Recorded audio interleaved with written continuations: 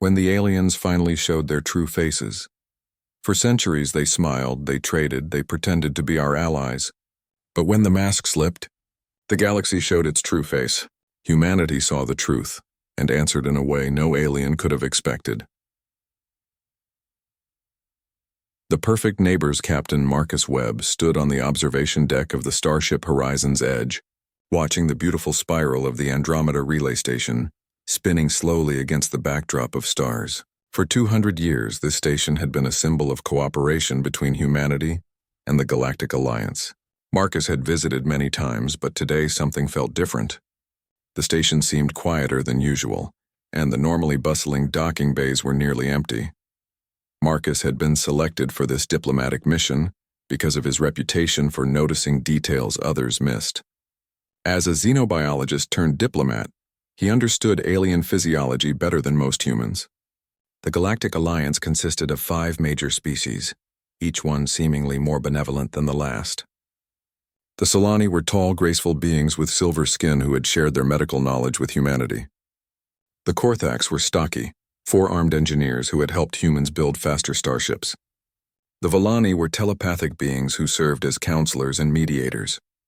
The Zephons were aquatic creatures who had taught humans about deep space navigation.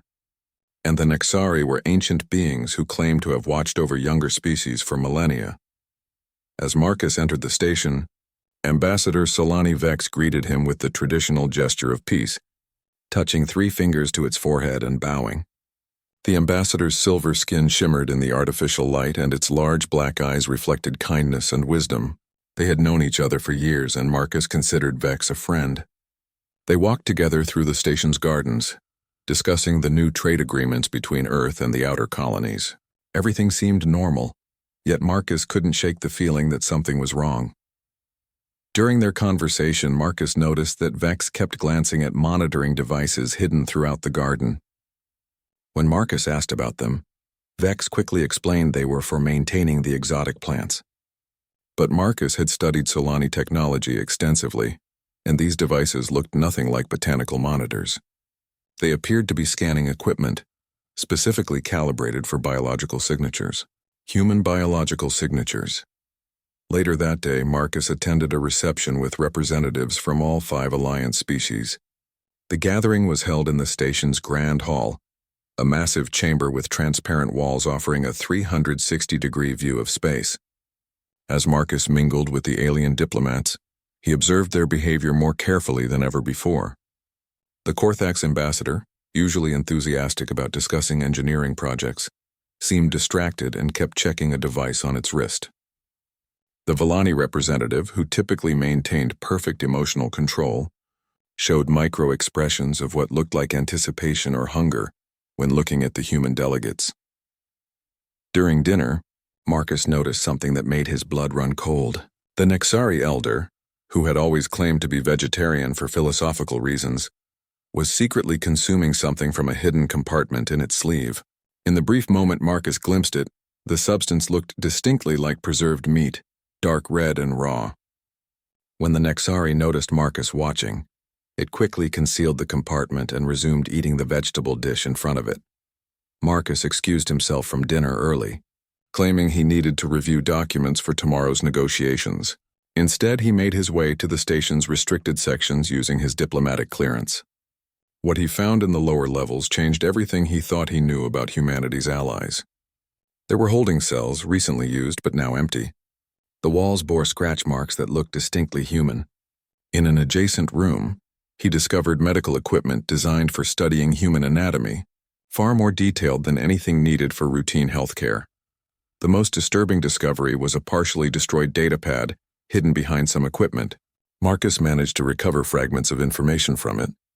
The data contained references to something called the cultivation protocol, with notes about optimal population density, breeding rates, and harvest cycles. The terminology was agricultural, but the subjects being discussed were human colonies. Marcus's hands trembled as he copied the data to his personal device. He needed to get this information back to Earth immediately. As he turned to leave, he found Ambassador Vex standing in the doorway. The Solani's kind expression hadn't changed, but there was something different in its eyes now. Something predatory. Vex spoke in its usual gentle voice, but the words were chilling. Marcus had discovered something he shouldn't have. The Alliance had been patient with humanity, Vex explained, helping them grow and spread across the galaxy. They had been such good shepherds to their flock.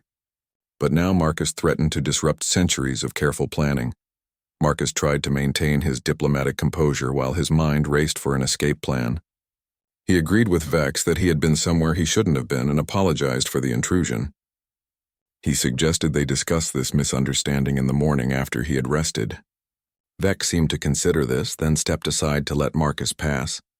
As Marcus walked away, he could feel the ambassador's eyes following him. Back in his quarters, Marcus immediately encrypted and transmitted the data to Earth using emergency channels. He knew the Alliance monitored most communications, but emergency diplomatic channels had extra protection. He also sent copies to several human colonies and military installations. If something happened to him, at least the truth would get out. That night, Marcus didn't sleep. He barricaded his door and watched the security monitors in his room. Around 3 a.m, he saw shapes moving in the corridor outside. They stayed there for an hour, just waiting before finally leaving. When morning came, Marcus found a message saying the negotiations had been postponed and that he was free to return to Earth whenever he wished. The journey back to Earth was the longest of Marcus's life. His ship was escorted by Alliance vessels, supposedly for his protection. But Marcus knew better now. They were making sure he didn't deviate from his course. When he finally reached Earth's orbital station, he was immediately taken to a secure facility for debriefing. The information Marcus had recovered sent shockwaves through Earth's government and military command. The cultivation protocol was exactly what it sounded like. Humanity hadn't been partners with the Galactic Alliance. They had been livestock, carefully managed and grown to optimal numbers before the harvest would begin. The Alliance had been playing a game that lasted centuries, and humanity had been losing without even knowing they were playing. Behind the mask, Admiral Sarah Chen read Marcus Webb's report for the 5th time, still struggling to accept its implications. As head of Earth's Deep Space Intelligence Division, she had access to information most people never saw. But this was beyond anything she had imagined. She called an emergency meeting with her senior staff, knowing that what she was about to share would change everything. The conference room was sealed and shielded against all forms of surveillance. Chen's team consisted of the best military and scientific minds humanity had to offer. Colonel James Rodriguez, an expert in alien technology. Dr. Lisa Petrov, a xenobiologist who had studied under the Solani. Captain David Kim, who commanded humanity's most advanced stealth ship. And Dr. Michael Okonkwo, a specialist in alien psychology and behavior. Chen presented Marcus's findings, watching her team's faces transform from skepticism to horror as they absorbed the information. The discussion that followed was intense and sometimes heated. Petrov initially refused to believe that the Solani, who had cured human diseases and extended human lifespans, could be predators. But Okonkwo pointed out that farmers also keep their livestock healthy, right up until harvest time. Rodriguez had been analyzing reports of equipment failures and accidents at human colonies for years. Now, viewing them through this new lens, patterns emerged. Colonies that grew too quickly experienced mysterious disasters that reduced their populations. Colonies that developed advanced military capabilities suffered equipment failures that left them vulnerable. It was population control, disguised as random misfortune. Kim reported something even more disturbing. 3 deep space exploration vessels had gone missing in the past year, all in sectors where the Alliance had advised humans not to travel due to supposed navigational hazards. Kim's stealth ship had recently surveyed one of these sectors and found debris from one of the missing vessels. But the damage patterns suggested an attack, not an accident. Chen made the decision to launch a covert investigation. Kim's stealth ship, the Shadow Walker, would trace the routes of the missing vessels. Rodriguez would analyze all Alliance technology on Earth and human colonies for hidden functions. Petrov would re-examine everything the Alliance had taught humanity about biology and medicine. And Okonkwo would study centuries of diplomatic records for signs they had missed. 2 weeks later, Kim's team made a horrifying discovery. In a sector the Alliance had marked as uninhabitable, they found a massive facility hidden inside an asteroid field. The facility was processing something, and ships were constantly arriving and departing. Kim's team managed to attach a surveillance drone to one of the departing ships and followed its signal. The ship led them to a moon orbiting a gas giant in an uncharted system. What they found there defied belief. It was a preservation facility, containing thousands of humans in suspended animation. Some were from the missing exploration vessels, but others were from colonies that had supposedly been evacuated due to natural disasters. The humans were alive but unconscious, sorted and cataloged like inventory. Rodriguez's analysis of Alliance technology revealed hidden functions in almost every piece of equipment they had shared with humanity. Medical scanners that supposedly checked for diseases were actually collecting detailed genetic information. Communication arrays contained secondary systems that monitored human population movements. Even the faster-than-light drives the Corthax had helped humans build contained tracking devices and remote shutdown capabilities. Petrov's research yielded the most terrifying discoveries. The medical treatments the Solani had provided didn't just cure diseases and extend lifespans. They also made subtle changes to human biochemistry, making humans more docile and trusting. The effect was gradual and nearly undetectable, but over generations, it would have made humanity incapable of aggression or resistance. Okonkwo's psychological analysis revealed a centuries-long manipulation campaign. Every interaction with the Alliance had been carefully orchestrated to build trust and dependence. They had positioned themselves as benevolent mentors while systematically weakening humanity's natural suspicion and survival instincts. They had even influenced human culture, promoting philosophies of pacifism and cooperation while discouraging military development and competitive advancement. Chen knew they needed more evidence before taking action. She authorized a dangerous mission to infiltrate the preservation facility Kim had discovered. A team of specially trained operatives would attempt to rescue some of the captured humans and gather intelligence about the Alliance's true plans. The mission was led by Major Jennifer Thompson, a veteran of numerous deep space operations. Her team included specialists in alien technology, combat medicine, and electronic warfare. They approached the facility using a captured Alliance shuttle that Rodriguez had modified to mask human biosignatures. Inside the facility, Thompson's team found horrors beyond imagination. The humans weren't just being stored. They were being studied, categorized, and selectively bred. Some chambers contained humans who had been genetically modified, experiments in creating more palatable or nutritious variants. Others held children who had been raised in isolation, their development carefully controlled and monitored. Thompson's team managed to rescue 30 humans and download terabytes of data before Alliance security forces detected them. The escape was harrowing, with Thompson losing 2 team members in the firefight that followed. But they succeeded in returning to Earth with proof of the Alliance's true nature. The rescued humans told stories that confirmed humanity's worst fears. They had been taken during supposed evacuations or disasters, told they were being relocated for their safety. Instead, they had been processed like cattle, their fate decided by alien scientists who discussed humans the way humans might discuss livestock breeding programs. The downloaded data revealed the full scope of the cultivation protocol. Earth and human colonies had been deliberately seeded throughout the galaxy to maximize genetic diversity and flavor profiles. Different environments produced different qualities in human physiology, like wine from different vineyards. The Alliance had been preparing for a massive harvest that would begin within the year. Chen presented these findings to Earth's government and military leadership. The debate was fierce. Some wanted to immediately break all ties with the Alliance and prepare for war. Others argued that humanity wasn't ready for such a conflict and needed to maintain the pretense of ignorance while secretly preparing. The decision was made to proceed carefully. Humanity would continue diplomatic relations with the Alliance while secretly preparing for the inevitable conflict. Military production was increased under the guise of colonial development. New weapons were developed in hidden facilities, and most importantly, efforts were made to counteract the biological manipulations the Alliance had inflicted on humanity. Dr. Petrov led a team that developed treatments to reverse the docility modifications in human biochemistry. It was a painful process that caused temporary aggression and paranoia, but it restored humanity's natural fight-or-flight responses. The treatment was distributed secretly through human colonies, disguised as a vaccine for a new disease.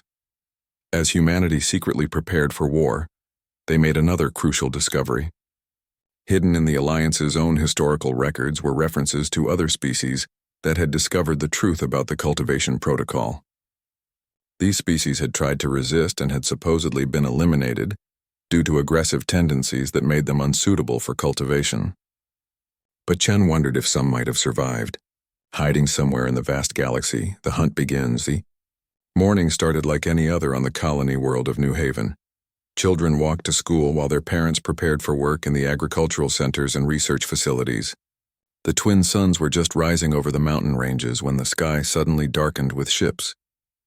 Not the familiar forms of Alliance vessels making routine visits, but sleek, predatory shapes that had never been seen before in human space. Governor Patricia Williams was in her office when the emergency alarms began. Her military advisor, Colonel Jack Harris, burst through the door with a look of barely controlled panic.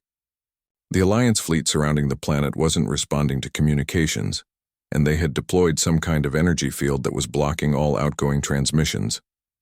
New Haven was completely cut off from the rest of human space. Then the broadcasts began. On every screen, every communication device, the true faces of the Galactic Alliance were revealed. The Solani's silver skin had darkened to a mottled gray, revealing rows of needle-sharp teeth behind what humans had thought were benevolent smiles. The Korthax's forearms now ended in razor-sharp claws, and their bodies had unfolded to reveal additional limbs designed for capturing and restraining prey. The Villani's telepathic abilities were shown to be hunting tools, used to paralyze prey with fear before the kill. Ambassador Vex appeared on the main screen, but it no longer maintained its disguise. Its voice, once gentle and melodious, now carried a harsh, predatory tone. The time for pretense had ended. Humanity had discovered too much too quickly. The carefully planned harvest would begin immediately, before humans could mount an effective resistance. But humanity had been preparing for this moment. Colonel Harris activated protocols that had been secretly put in place over the past months. Hidden weapon systems came online. Military personnel who had been posing as civilians shed their disguises and moved to defensive positions. The docility treatments had been reversed in most of the population, and the colonists were ready to fight for their lives. The first wave of Alliance dropships descended toward New Haven's major population centers. They expected to find panicked civilians running in terror. Instead, they found organized resistance. Mining lasers had been converted into weapons. Agricultural equipment had been transformed into defensive barriers. Even the children had been trained in evacuation procedures that moved them to fortified underground shelters. The battle for New Haven was brutal, but revealing. The Alliance forces were clearly not prepared for organized resistance. Their tactics were designed for hunting scattered, terrified prey, not fighting determined defenders. When the Solani warriors advanced on the capital city, they were met with concentrated fire from hidden positions. Their personal shields, designed to deflect primitive weapons, couldn't handle the modified mining lasers. Captain Ana Martinez led the defense of the northern settlements. She had been a farmer until 6 months ago when the secret military training began. Now she commanded a unit of colonists who knew every inch of their territory. They used the terrain to their advantage, leading Alliance forces into box canyons where they could be trapped and eliminated. The Korthax warriors, despite their multiple limbs and superior strength, couldn't match humans' ability to work as a coordinated team. The most surprising development came when the Villani attempted to use their telepathic abilities to paralyze the human defenders. The treatments Dr. Petrov had developed didn't just restore human aggression, they also provided unexpected resistance to telepathic intrusion. Instead of being paralyzed with fear, many humans experienced a surge of rage that made them even more effective fighters. The battle for New Haven lasted 3 days. The Alliance forces eventually retreated, having lost nearly 40% of their invasion force. It was the first time in their million-year history that a prey species had successfully repelled a harvest operation. The psychological impact on the Alliance was as significant as the military defeat. News of New Haven's successful defense spread throughout human space, despite the Alliance's attempts to block communications. Humans had developed quantum entanglement communicators that couldn't be jammed or intercepted. Within hours, every human colony knew that the war for survival had begun. On Earth, Admiral Chen coordinated humanity's response. The Alliance had revealed themselves at multiple colonies simultaneously, but the attacks were less coordinated than they appeared. The different Alliance species were not used to working together as a true military force. They were individual hunters who happened to share the same prey. This weakness was exploited brilliantly at the defense of Mars colony. Commander Roberto Silva noticed that Solani and Korthak's forces were not communicating effectively with each other. He launched simultaneous attacks that required them to coordinate their response. The resulting confusion allowed human forces to divide and destroy the invasion fleet piecemeal. The Alliance's greatest shock came when they attacked the mining station at Asteroid Base 7. The station had been secretly converted into a military fortress over the past months. When Alliance forces arrived expecting to find helpless miners, they were met by humanity's first space battleships. These vessels, built in secret using technology reverse-engineered from Alliance systems, were crude but effective. They lacked the elegance of Alliance ships, but they were designed for one purpose: killing. Captain David Kim, commanding the battleship Vengeance, demonstrated humanity's approach to space combat. Rather than the ritualized hunting patterns the Alliance used, humans employed tactics developed through millennia of warfare. They used deception, ambush, and overwhelming firepower. The Vengeance destroyed 3 Alliance cruisers before they even understood they were under attack. But humanity's greatest advantage was their ability to adapt and learn quickly. Every battle provided new information about Alliance capabilities and weaknesses. The Zephons, the aquatic members of the Alliance, were discovered to be vulnerable to certain sonic frequencies. The Nexari, despite their claims of ancient wisdom, had never developed effective countermeasures against nuclear weapons. Dr. Michael Okonkwo made a crucial discovery while analyzing captured Alliance personnel. The predator species were not naturally cooperative. Their alliance was held together by rigid dominance hierarchies and complex hunting traditions. When isolated from their command structure, they often refused to work with other species, even when cooperation would ensure survival. This psychological insight led to a new strategy. Human forces began targeting Alliance command ships and communication nodes, not to destroy them, but to disrupt them. Without clear leadership, Alliance forces often turned on each other, competing for kills rather than working together. The war also revealed something unexpected about humanity. The genetic diversity that the Alliance had cultivated for their harvest became a strategic advantage. Humans from different colonies had developed different strengths. High-gravity colonists were stronger and more resilient. Low-gravity colonists were faster and more agile. Desert colonists had better heat resistance, while ice world colonists could operate in extreme cold. Major Jennifer Thompson, recovered from her infiltration mission, led a special forces unit composed of soldiers from dozens of different colonies. They called themselves the Harvest Brigade, turning the Alliance's own terminology against them. The brigade specialized in liberating preservation facilities and freeing captured humans. During a raid on a facility near Proxima Centauri, Thompson's team made an amazing discovery. They found evidence that humans were not the first species to successfully resist the Alliance. Hidden in the facility's oldest sections were records of previous resistance movements. Some had lasted years or even decades before being crushed. But Thompson found something else. Some of the records were incomplete, suggesting that not all resistant species had been eliminated. The discovery gave humanity hope that they might find allies in their fight for survival. Admiral Chen authorized deep space missions to search for other survivors, following clues found in the captured Alliance records. If other species had survived the Alliance's hunts, humanity needed to find them. 3 months into the war, humanity had successfully defended most of their major colonies and destroyed nearly a quarter of the Alliance's active hunting fleets. But everyone knew this was just the beginning. The Alliance had resources accumulated over millions of years. They had technology humanity barely understood, and most importantly, they had never lost a harvest war before. Predator becomes prey. The abandoned space station floated in the void between galaxies, so far from any star that only the faint glow of distant galaxies provided light. Captain Marcus Webb, now promoted to admiral for his role in discovering the Alliance's true nature, led the expedition to investigate coordinates found in captured Alliance records. What they found exceeded all expectations. The station was massive, built from technologies that seemed to combine dozens of different architectural styles and scientific principles. As the human ships approached, they were scanned by systems that felt almost alive. Then, for the first time in 300 years, the station's lights activated. Inside, Marcus and his team found representatives of 17 different species, all thought to be extinct according to Alliance records. The crystalline architects of Vega, beings of living mineral who could shape matter at the molecular level, the storm dancers of the Magellan Clouds, energy beings who could traverse space without ships, the deep thinkers of Sagittarius, artificial intelligences that had achieved true consciousness before humanity had even evolved. The de facto leader of this hidden confederation was an ancient being called the Rememberer, one of the last of a species that had fought the Alliance for over 1,000 years. The Rememberer's people had been scholars and historians, dedicated to preserving knowledge. When they discovered the Alliance's true nature, they had tried to warn other species.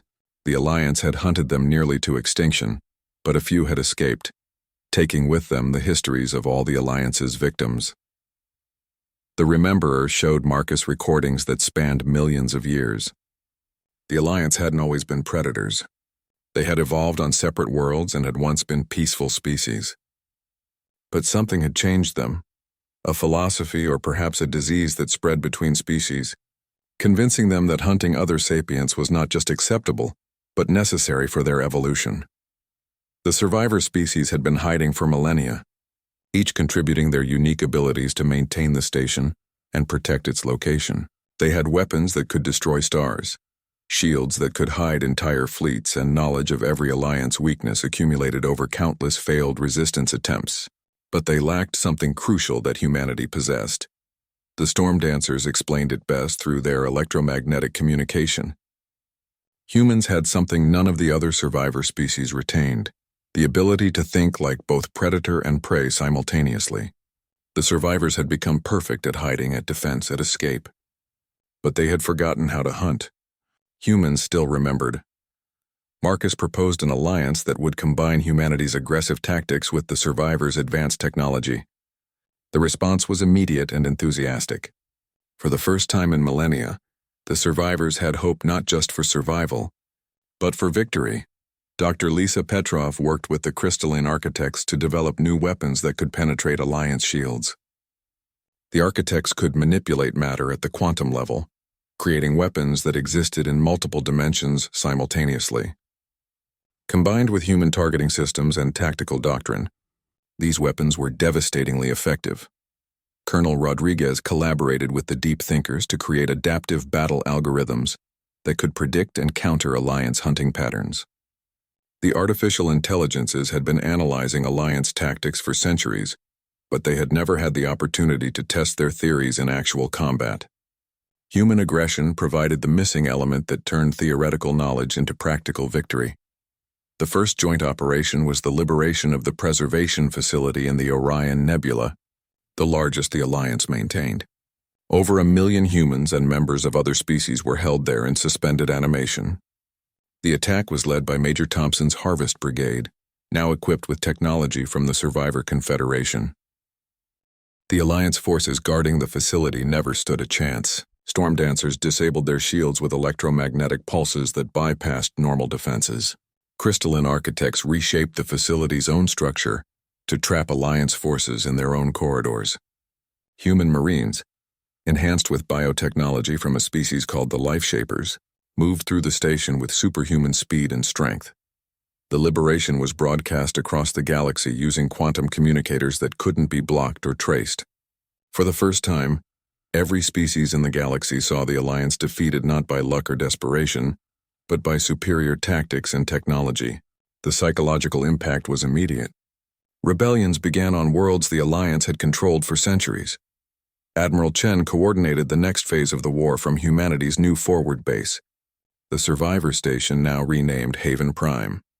With access to star charts showing every Alliance world and facility, humanity and their allies could strike anywhere at any time. The hunters had become the hunted.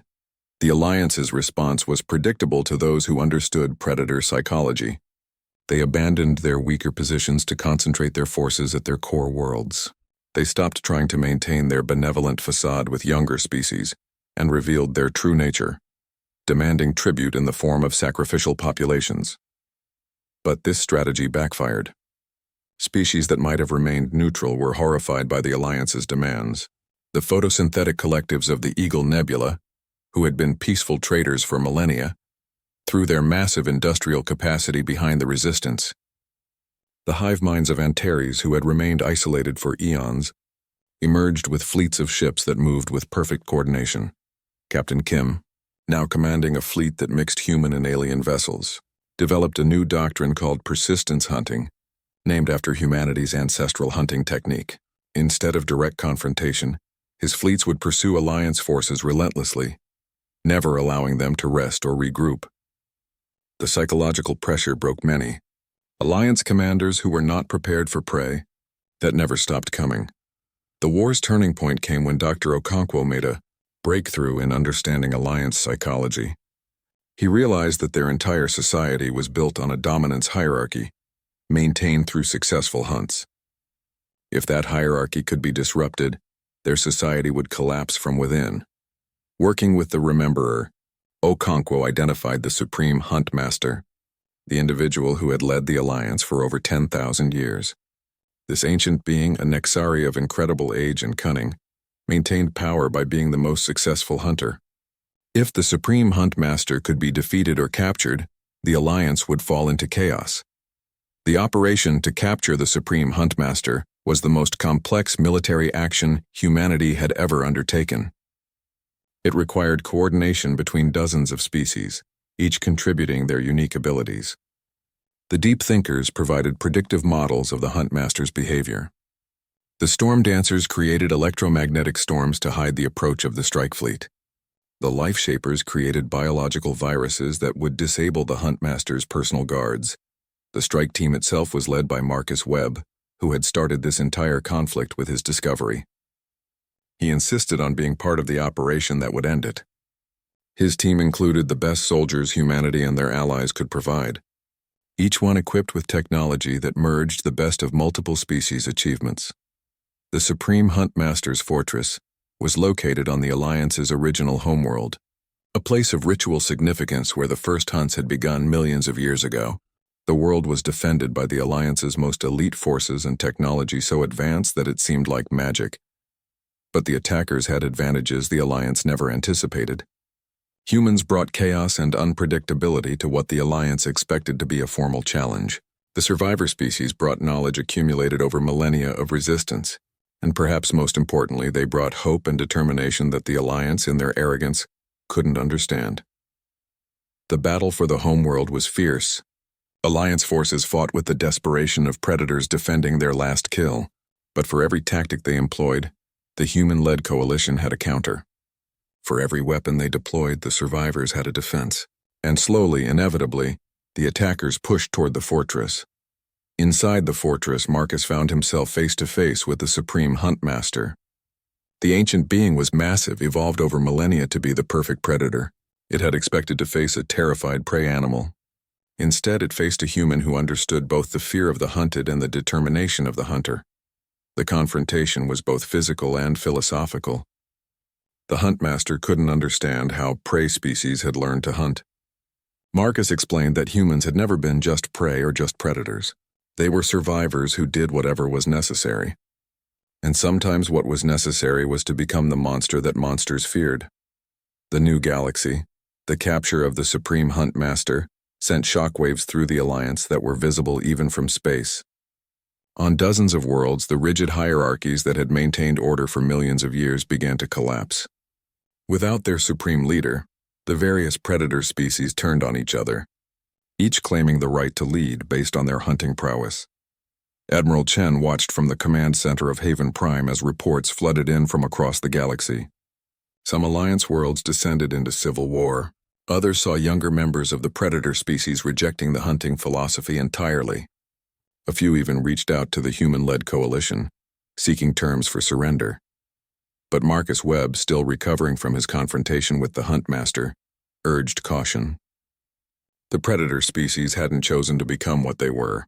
Over millions of years, their culture and biology had been shaped by the hunt. Simply defeating them militarily wouldn't solve the underlying problem. Dr. Petrov had been studying the biological samples taken from captured Alliance members. She discovered something remarkable. The predatory behavior wasn't entirely natural. There was a symbiotic organism present in all Alliance species, a kind of biological imperative that reinforced hunting behavior and made cooperation between predator species possible. The organism was ancient, possibly older than any current species in the galaxy. It might have originally evolved as a survival mechanism on a harsh world where cooperation between predators was necessary. But over time, it had spread to other species, turning them into hosts for its particular form of existence. This discovery changed everything. The Alliance species weren't entirely responsible for their actions. They were, in a sense, victims of a biological imperative they might not even be aware of. The question became not how to destroy them, but how to free them.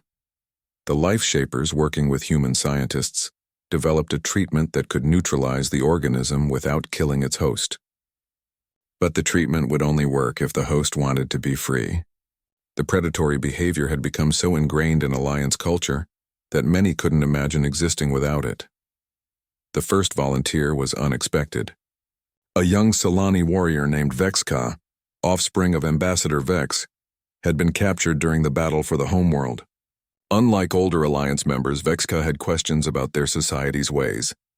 The stories of humans working together, protecting their weak and sacrificing for others fascinated the young warrior. The treatment was painful and dangerous.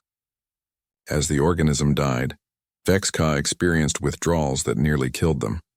But when it was over, the change was remarkable.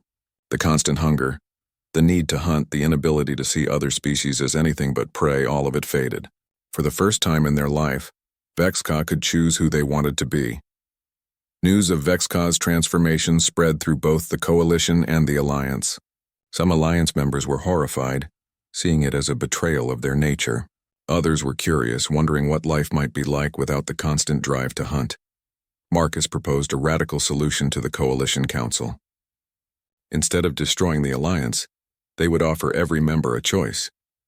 They could accept the treatment and join the galactic community as equals, or they could retreat to designated worlds where they could maintain their traditional ways without threatening others. The proposal was controversial. Many humans and survivor species wanted revenge for millennia of predation. The crystalline architects presented calculations showing that the Alliance species would likely continue to be dangerous even after treatment. The Storm Dancers argued that the risk was too great, but the Rememberer supported Marcus's proposal. They had seen the records of countless extinct species, many of whom had been peaceful before becoming victims. If the cycle of predator and prey continued, eventually everyone would become either a hunter or extinct. Someone had to break the cycle. The offer was broadcast to every Alliance world. The response was mixed. Some worlds immediately rejected it, their populations too indoctrinated to consider change. Others experienced generational conflicts, with younger members wanting to accept the treatment, while elders resisted. On Earth, the government established treatment centers for Alliance members who chose to be freed. It was a controversial decision, with many humans unable to forgive the species that had planned to harvest them. But Marcus and others argued that the path to peace required forgiveness, or at least the willingness to move forward. The first mixed colony was established on a world called New Beginning. Humans, survivor species, and treated Alliance members worked together to build something unprecedented in galactic history. It wasn't easy. Millennia of predation had created deep traumas and mistrust. But slowly, carefully, they began to prove that cooperation was possible. Vexka became an ambassador for the treatment program, traveling to Alliance worlds to share their experience. They faced death threats and assassination attempts from hardline predators who saw them as a traitor. But they also inspired thousands of Alliance members to seek freedom from their biological imperative. Within a year, nearly 30% of the Alliance population had accepted the treatment. The remaining holdouts consolidated on their core worlds, establishing what they called the True Hunt Confederation. They maintained that hunting other sapients was their natural right and destiny. The Coalition established a quarantine around True Hunt space, using technology from the Deep Thinkers and Storm Dancers to create an impenetrable barrier. The true hunt could maintain their culture, but they could never again threaten the rest of the galaxy. Dr. Okonkwo studied the sociological implications of the new galactic order. For the first time in millions of years, predator and prey species were learning to coexist as equals. It required constant work, mediation, and understanding, but it also created possibilities that had never existed before. The technological exchange between species accelerated development beyond anything previously imagined. Humans contributed their adaptability and innovation. The crystalline architects shared their matter manipulation techniques.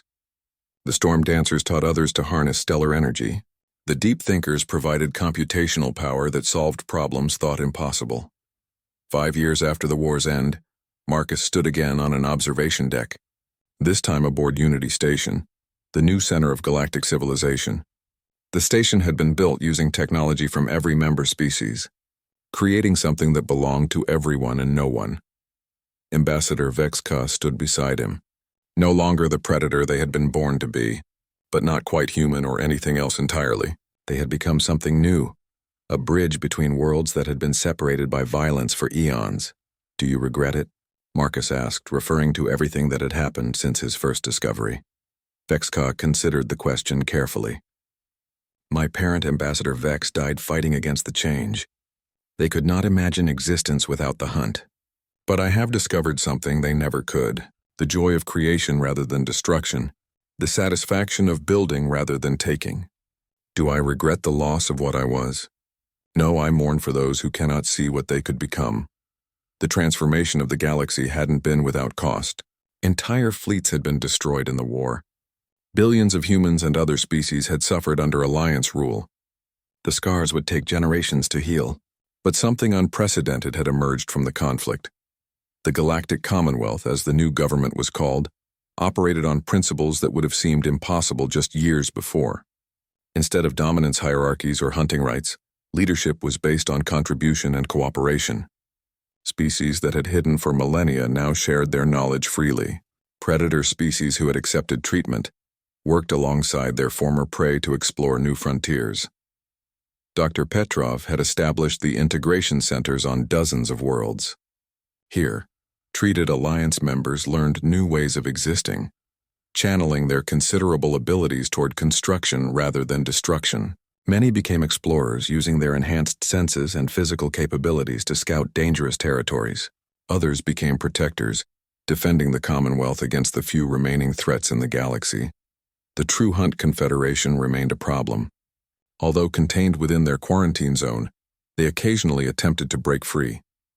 They had also begun broadcasting propaganda to Alliance members who had accepted treatment, trying to convince them to reverse the process.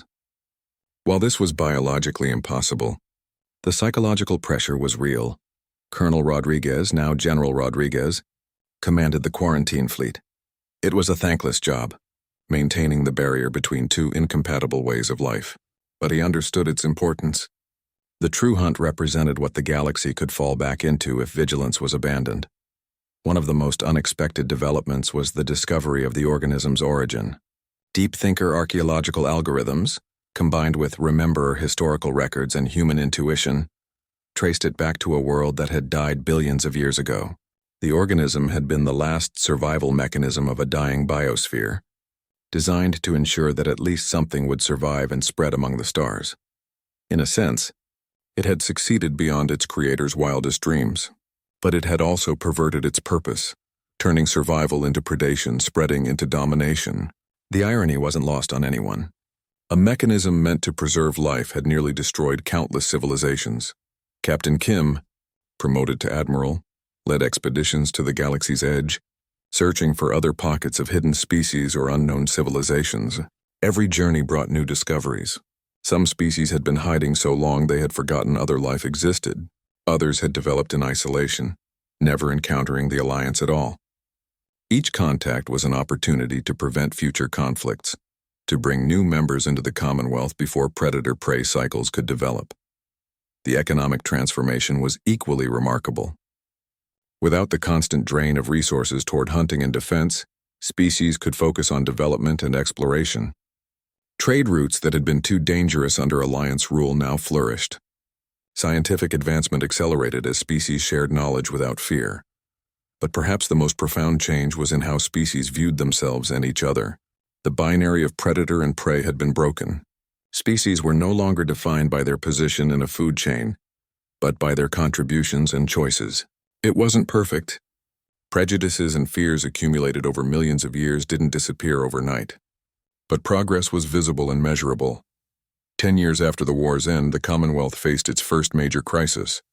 A group of true hunt extremists had managed to synthesize the original organism and attempted to release it on several Commonwealth worlds. The plot was discovered by an unusual partnership, a treated Solani security officer and a human detective who had lost family to alliance harvesting. The crisis was resolved, but it highlighted the ongoing challenges. The Commonwealth established the Vigilance Council, a mixed species organization dedicated to preventing the return of predatory dominance. It was staffed by those who best understood the danger, treated former predators and survivors of their hunts. Marcus Webb retired from active service but continued to advise the Commonwealth government. He had started as a xenobiologist, become a diplomat, then a warrior, and finally a peacemaker. His journey reflected humanity's own transformation from potential prey to galactic leaders. In his final public speech, delivered at the dedication of the Memorial to the Lost, a monument honoring all species lost to the Alliance's hunts, Marcus said something that resonated across the galaxy. We stand here not as victors over a defeated enemy, but as survivors of a tragedy that lasted millions of years. The predators were as much victims as those they hunted, trapped by biology and culture in a cycle they couldn't escape alone. Our victory wasn't in destroying them, but in offering them freedom. And in doing so, we freed ourselves from becoming them. The monument itself was a collaborative work. Crystalline architects had shaped it from materials donated by every member species. Storm dancers had infused it with energy that would make it visible from space for millennia. Deep thinkers had encoded it with the histories of every known extinct species. And humans had contributed something uniquely their own, hope that the future could be different from the past. As the Commonwealth expanded its reach, it encountered new challenges. Not all species wanted to join. Some were xenophobic isolationists. Others had their own problematic cultures that didn't align with Commonwealth values. But the lessons learned from the Alliance conflict guided their approach. Force was always a last resort. Understanding and patience were the primary tools. The treated Alliance members became some of the Commonwealth's most valuable ambassadors. They understood what it meant to be trapped by one's nature and freed from it. Their testimonies convinced many skeptical species that change was possible, that cooperation could replace competition. 20 years after the war, the Commonwealth achieved something remarkable. The True Hunt Confederation, reduced to a handful of worlds and faced with declining population as their younger generations questioned their path, requested negotiations. They weren't ready to accept treatment, but they were willing to discuss limited interaction with the Commonwealth. The negotiations were led by Vexka, who faced their own parent's successor across the table. It was a tense, emotional confrontation between two worldviews, two possible futures for the former predator species. No immediate agreement was reached, but dialogue had begun. The quarantine remained, but with scheduled diplomatic meetings. Some humans argued this was too generous, that the True Hunt deserved no consideration after their crimes. But Marcus, in one of his last public statements, reminded them of humanity's own violent history. Humans had practiced slavery, genocide, and war among themselves before growing beyond it. If humans could change, perhaps even the most committed predators could as well. The galaxy had fundamentally transformed. Where once there had been hunters and hunted, there was now a community of species working toward common goals. It wasn't perfect. There were conflicts, disagreements, and occasional violence. But the organizing principle had changed from predation to cooperation. Humanity's role in this transformation couldn't be understated. They had been the catalyst, the species that could think like both predator and prey, that could fight when necessary, but prefer peace. They had shown that strength didn't require domination, that survival didn't demand others' destruction. As the first century of the Commonwealth drew to a close, historians began calling the period the Great Turning. The galaxy had turned away from millions of years of predation toward something unprecedented. Species that had never imagined cooperation were now working together. Former predators and prey shared worlds, raised families, and built futures that their ancestors couldn't have imagined. The story wasn't over. There would be new challenges, new threats, new decisions to make. But the foundation had been laid. The galaxy had learned that there was an alternative to the eternal cycle of hunter and hunted. And at the center of it all was humanity, the species that had refused to be prey and refused to become predators, choosing instead to be something new, leaders in a galaxy finally free from the shadow of the hunt.